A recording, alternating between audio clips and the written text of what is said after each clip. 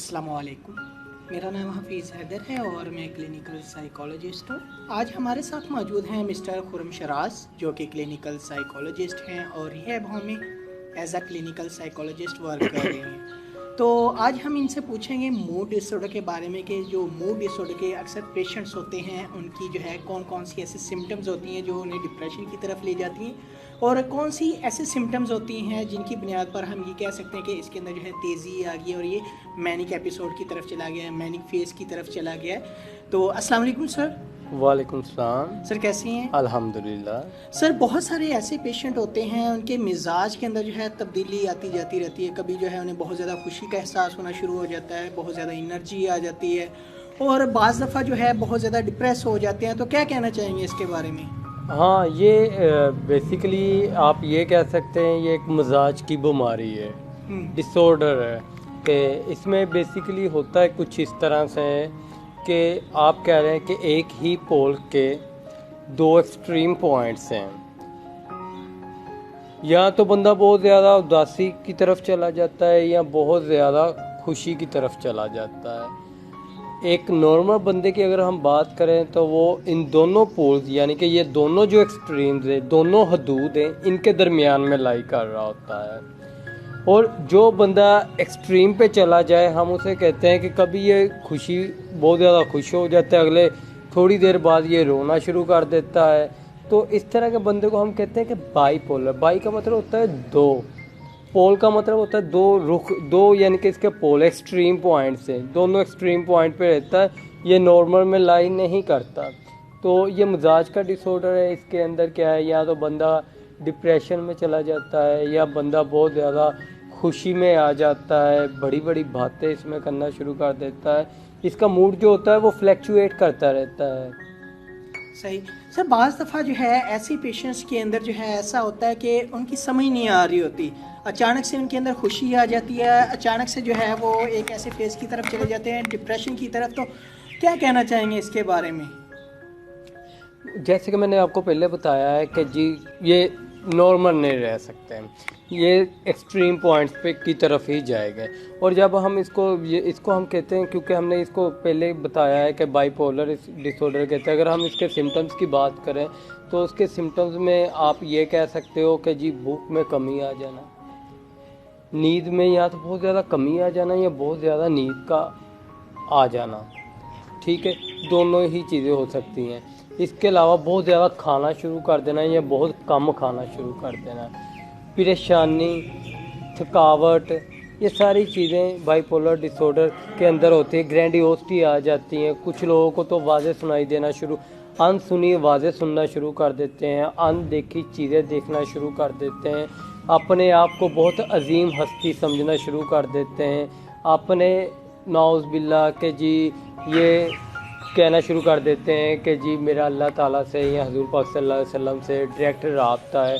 बड़ी बड़ी बातें करना शुरू कर देते हैं, पैसे को खुला खर्च करना शुरू कर देते हैं। और इसके अलावा आप ये कह सकते हो कि जी बहुत ज़्यादा तेज़ी से बोलना शुरू कर देते हैं, या तो बहुत ज़्यादा तेज़ी से बोलते हैं या बिल्कुल चुप हो जाते हैं।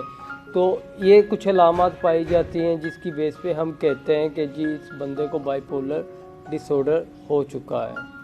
तो सर इसके पीछे कौन सी वजूहात हो सकती हैं? माहौलियाती वजूहात भी हो सकती हैं और इसके अलावा विरासती वजूहात भी हो सकती हैं। अगर तो आपके विरासत में किसी बंदे को जो आपके ब्लड रिलेशन में उसमें से किसी को हुआ होगा तो चांसेस होते हैं कि वो आने वाली नस्लों में मुंतकिल हो सकता है।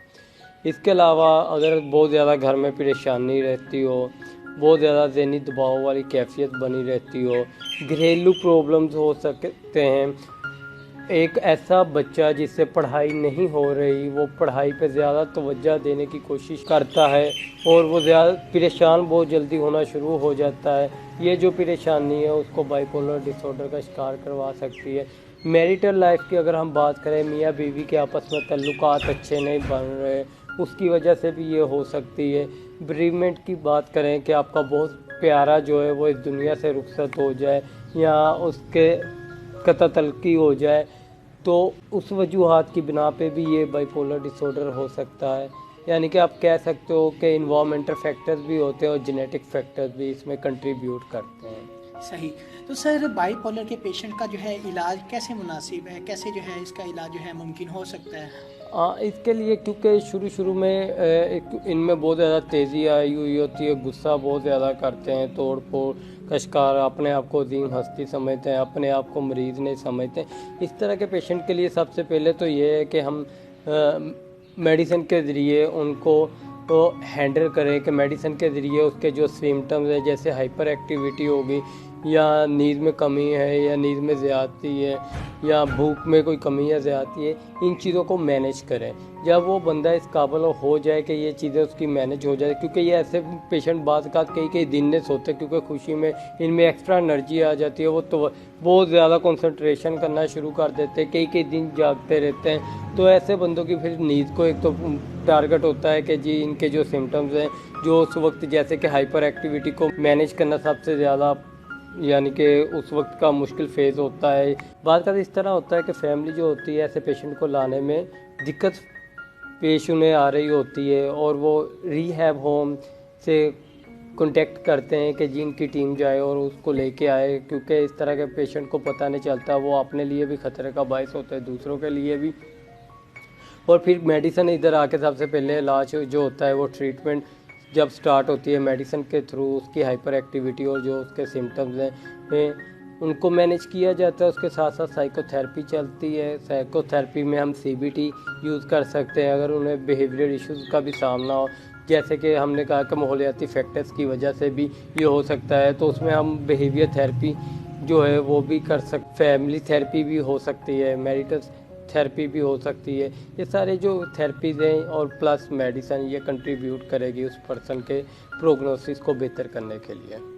और बात का तो लोग ये भी कहते हैं कि जी इसमें जिन्न आ गया या ये अपने आप को बहुत बड़ी कि मैं सबके बारे में बता सकता हूँ, बड़ी हस्ती समझना शुरू हो जाते हैं या जिन्न आ जाते हैं और वो पीरो फकीरों के पास ले जाते हैं। तो आपसे इल्तमास है कि अपने प्यारों को बजाय इसके कि उधर जाके आप उन्हें मार खिलाएं, उससे बेहतर ये है कि आप उनका इलाज करवाएं, साइकोथेरेपी करवाएं। अगर आपके किसी भी प्यारे के साथ ऐसा कोई मसला है तो आप हमसे रब्ता कायम कर सकते हैं। हफीज़ का नंबर भी है, मेरा नंबर भी है, और ऑनलाइन अगर आप साइकोथेरेपी करवाना चाहते हैं उसके लिए भी आप हमसे कांटेक्ट कर सकते हैं। Thank you so much. और इंशाल्लाह हम मिलते हैं एक नई वीडियो के साथ। अपना बहुत सारा ख्याल रखिएगा। ओके, अल्लाह हाफिज़, अल्लाह निगहबान।